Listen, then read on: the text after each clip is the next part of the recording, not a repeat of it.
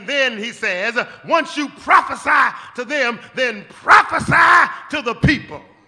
Tell the priests and the princes and the nobles that I am about to work a work in their midst. Help me in my paraphrase.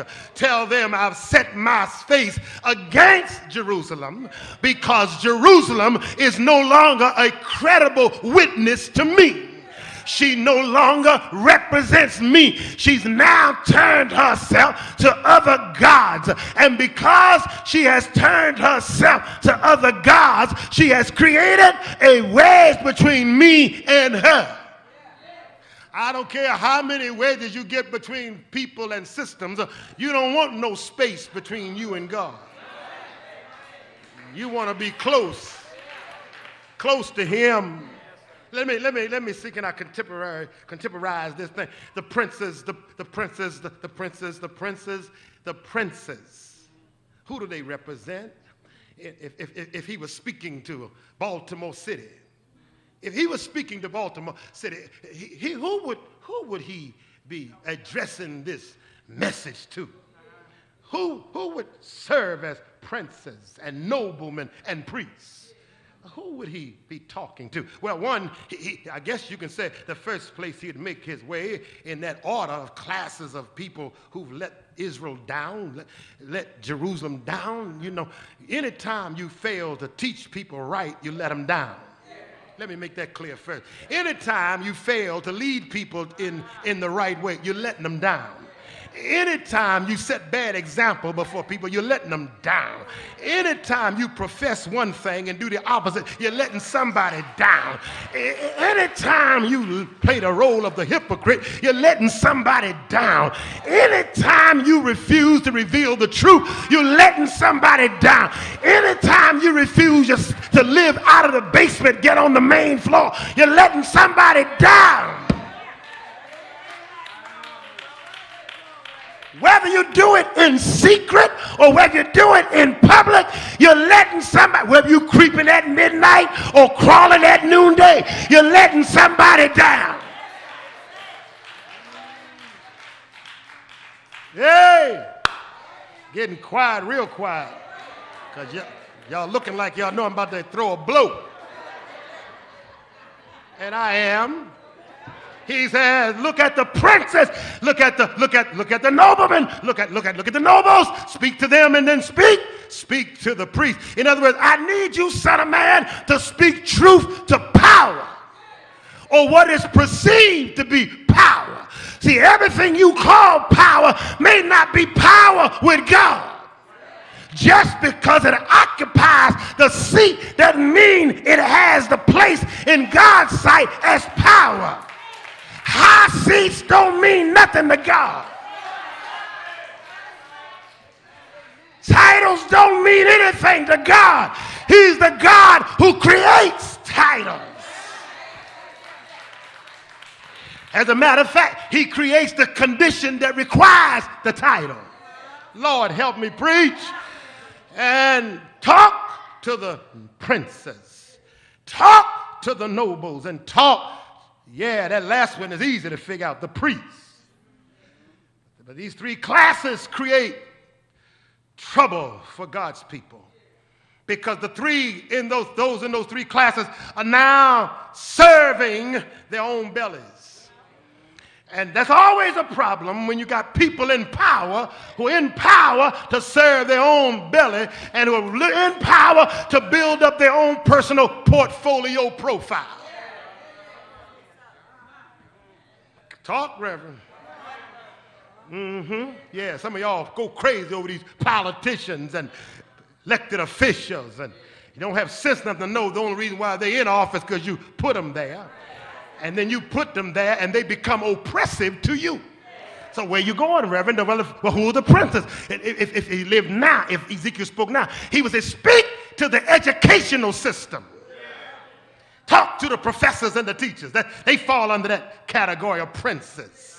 Yeah, the princes, those who are in that educational, and as well as those in the political structure. He would say, speak to them and tell them you are creating an atmosphere of oppression.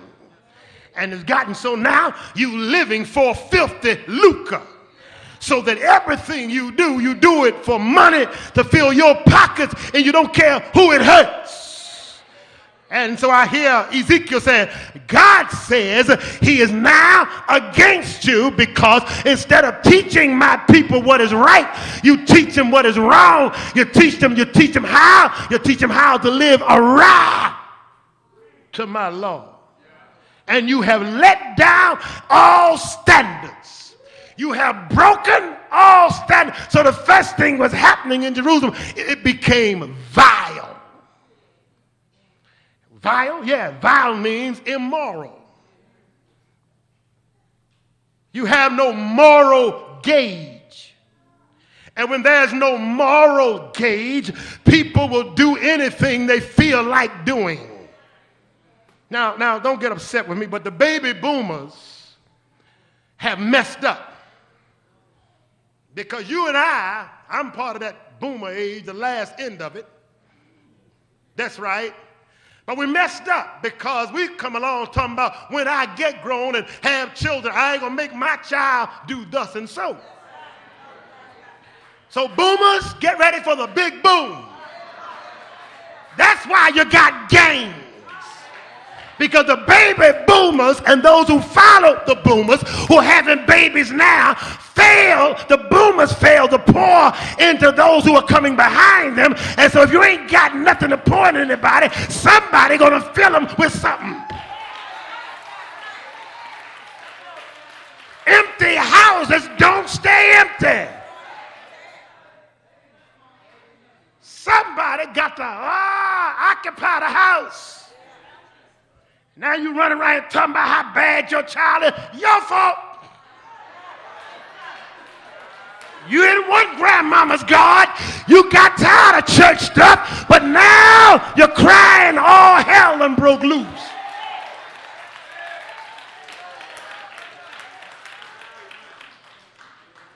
Listen. Let me tell you a little secret. And I'm going somewhere with this. If you get mad, don't come back. That's your business. My brother had, more so not it, my brother Robert had a pigeon coop. And they would go down to a place called Central Feed and buy 5-gallon cans of pigeon feed, corn. And they would get these pigeons and put them in this house coop, and they would keep them there for a certain amount of time. Keep them in the coop.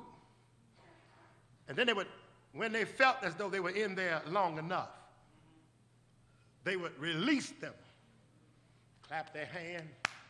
Some would roll, some would tumble in the air while flying. And they would whistle and flip, turn and flip. But in the evening time, they come back to the coop. Listen what I'm saying now.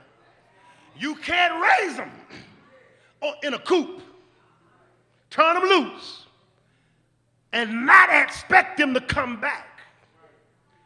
Wherever they are raised, that's what they'll always come back to. You can't let them hang on the corner at 12, 13, and 15, hanging out there with a drug addict, and then want them to come home. No, hell no.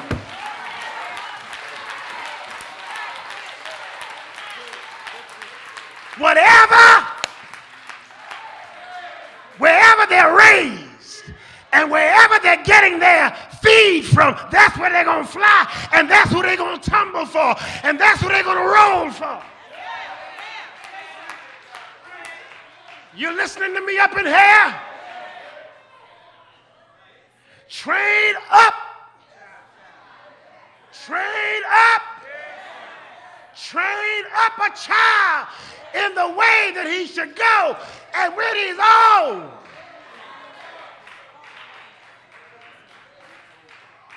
you got to give him some options. You got to tell him at 6 and 5, you're going to be a doctor, you're going to be a lawyer. You don't leave that for somebody else to tell them what they're going to be. You start telling them why they're babies, why they're little. You're going to be this.